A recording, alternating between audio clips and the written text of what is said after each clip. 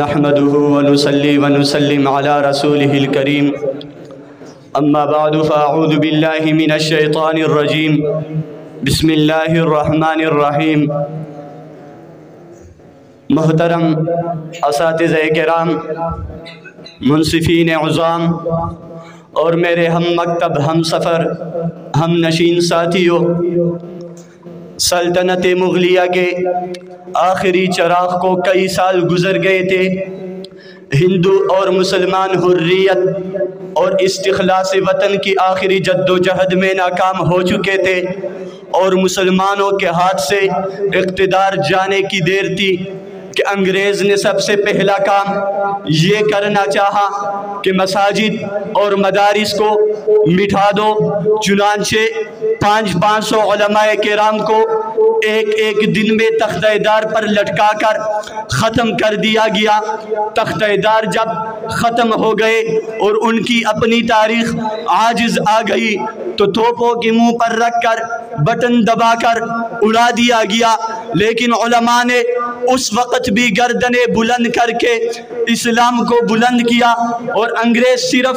یہیں پر نہیں رکے بلکہ اس خطے کے چھپے چھپے پر ایک شہر میں، ایک بستی میں، ایک گلی میں ایک عالم کو چن کر شہید کرتے۔ اس وقت ایک مرد قلندر نے سوچا کہ اگر علماء اسی طرح جاتے رہے، مشائخ اسی طرح جاتے رہے، تو بعد میں نماز پڑھانے کے لیے کوئی مولوی نہیں ملے گا، اذان دینے کے لیے کوئی مؤذن نہیں ملے گا، حدیث پڑھانے کے لیے کوئی مفسر نہیں ملے گا،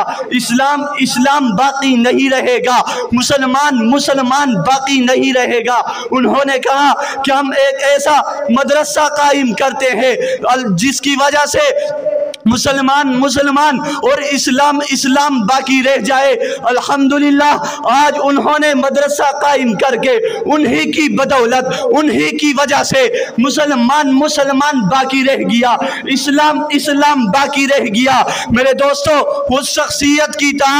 کسی تعارف کی محتاج نہیں جس کو دنیا حجت الاسلام، قاسم العلوم والخیرات، حضرت مولانا قاسم نانوتوی کے نام سے جانتے ہیں۔ اور صرف یہ خدمت نہیں بلکہ اگر میدان میں کسی رافضی نے آنے کی کوشش کی تو ہدیۃ الشیعہ لکھ کر اس کے مقابلے میں کھڑے ہوتے ہیں، اور اگر میدان میں لاڈ میں کالا آتا ہے اور پورے قوت و طاقت و توانائی کے ساتھ ہندوستان میں انگریز کا نظام تعلیم جاری کرنا چاہتا ہے تو نانوتوی میرے مصطفیٰ کی سنت کا چراغ جلانے کے لیے مدرسہ کی بنیاد رکھتا ہے۔ فرمایا نانوتوی انگریز کی بنیادیں انگریز رکھے گا، لیکن محمد عربی کے دین کی بنیادیں محمد رکھے گا۔ یاد رکھنا نانوتوی، رات کو سونا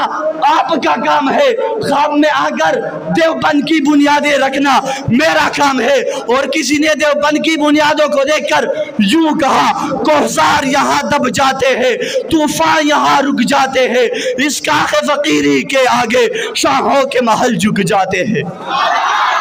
اور صرف یہ خدمت نہیں بلکہ جب انگریز حکومت نے اپنے جبر اور ظلم کے ساتھ آیا اور ان میں سے برملا بغاوت کے اعلان کرنے والوں میں سے حجت الاسلام صف اول میں نظر آتے ہیں، اور انگریز حکومت سے برملا بغاوت کا اعلان کرتا ہے۔ چنانچہ 1857 کی جنگ آزادی میں بطور سپاہی شریک ہوئے اور انتہائی دلیرانہ شجاعت بہادری کے ساتھ کفار کی صفوں کو چیرتا ہوا نظر آتا ہے اور کہتا ہے، ادھر آ ستمگر، ہنر آزما تو تیر آزما، ہم جگر آزما ہے، وما علینا الا البلاغ۔